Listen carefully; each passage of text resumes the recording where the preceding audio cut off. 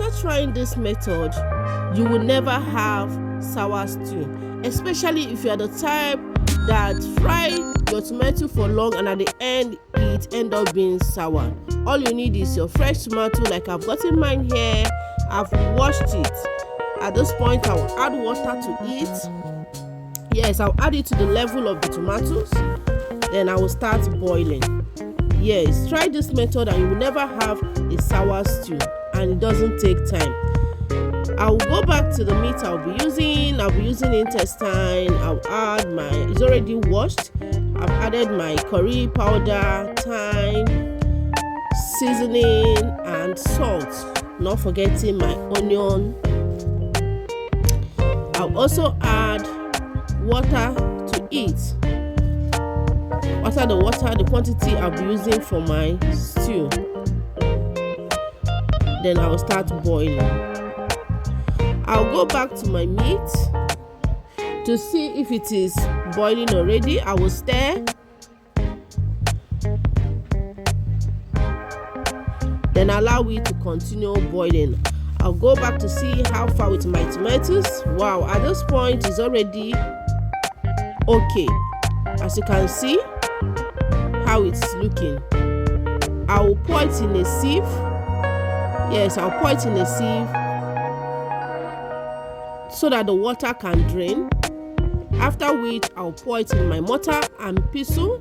Yes, as you can see, I'm pouring it into my mortar. I want to use my hand to pound it because I want it to have a particular texture. That is why I'm using my mortar and pestle. You can still use your blender, but I want it to be in a particular texture. That is why I'm using mortar and pestle. And of course, this is the outcome. As you can see, this is how I want the tomato to be. This is how I want it to look like. I'll put it aside in a plate, then put an empty pot on fire, then add my oil I'll be using for the stew. Add my onion, stir a bit.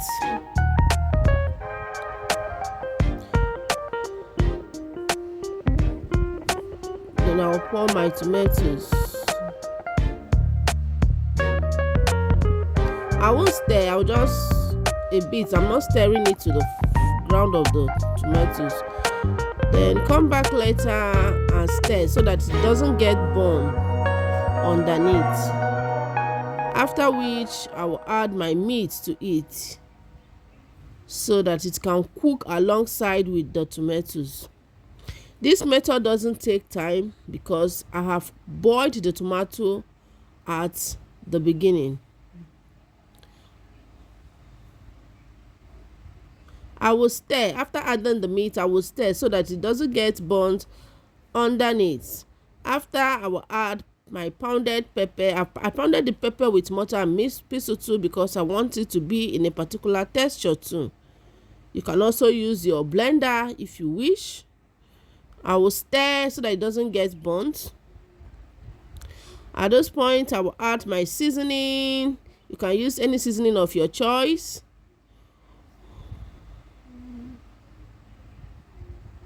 I will stir so that it doesn't get burnt.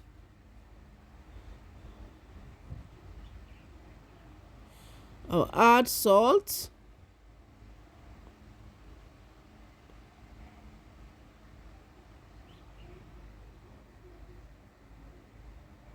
I'll also stir so that it doesn't get burnt. At this point, as you can see, I can comfortably add water. The tomato is good to go. Yes, this is the tomato from my meat and pepper. Then I'll cover. Come back after some time. As you can see, the stew is good to go. It is good to go. If you try this method, you will never have a sour stew.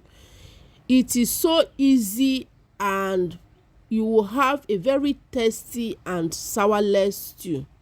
In fact, people will testify that, wow, there is so much difference from your stew. The stew is good to go. You don't need much stress frying the tomato so that the sour will go off. Try this method and you will always use this method to make your delicious stew. Wow, this is it. You can also use it for your rice. You can use it for your yam. You can use it for whatever you wish. This is the outcome of the stew. This is the best method you can think of.